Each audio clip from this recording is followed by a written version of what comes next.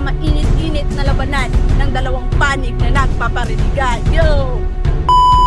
Sa bahaging kanan, dito pumapanig ang moralidad. At sa kaliwang kanan naman, dito pumapanig ang pagpapalaglag. Ngayon, tunghayan natin ang dalawang panig na nagpaparinigan. Yo! Yo! Narito na naman ang isyong pagpapalaglag. Ang dami niyo talagang dinadagdag. Pero sige, hahamakin ko kayo. Bakit niyo ipinagbabawal ang pagpapalaglag kung lahat naman ng tao ay may karapatan? Yo! Ang magpapadala sa iyong emosyon.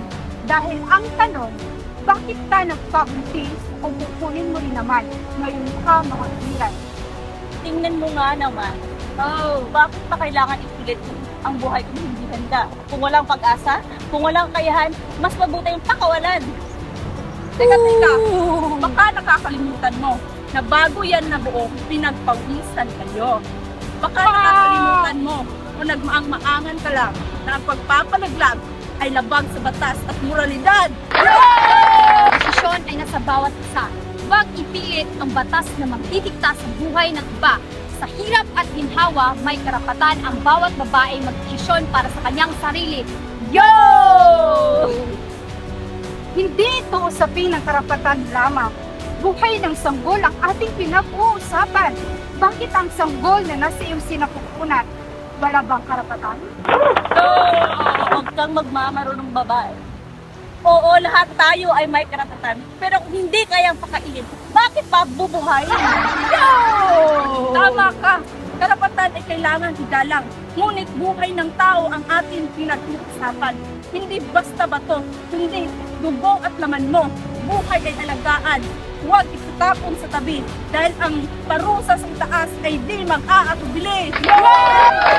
Yan! Yan ang problema. Bakit nyo pinapakialaman ang buhay ng iba? Bakit hindi nyo lang pakialaman ang inyong mga mukha?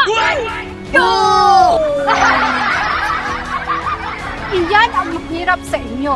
Kapag nasasaktan kayo, lumalabas ang totoong pag-uugali nyo. Hindi pangingialam ang tawag dito, kundi upang itawid ang mga pagkakamaling nagawa ninyo. Bakit? Huwag kang manialam dahil ang buhay natin ay may ibang kasaysayan. So, wala kaming sinabi na Diyos kami. Masyado kasi kayong nagpapasarap, pero hindi nyo naman kayang tiisin ang hirap. Masyado kang mabunganga at kala mo naman walang maling nagawa. Bahala kayo, basta ito ang tatandaan nyo. Huwag bumuo kung hindi nyo kayang panindigan ito. Isipin na labag ito sa kalooban ng Diyos. Pero kung kay Satanas kayo, hala sige, magpalaglag ka hanggat sa gusto ninyo.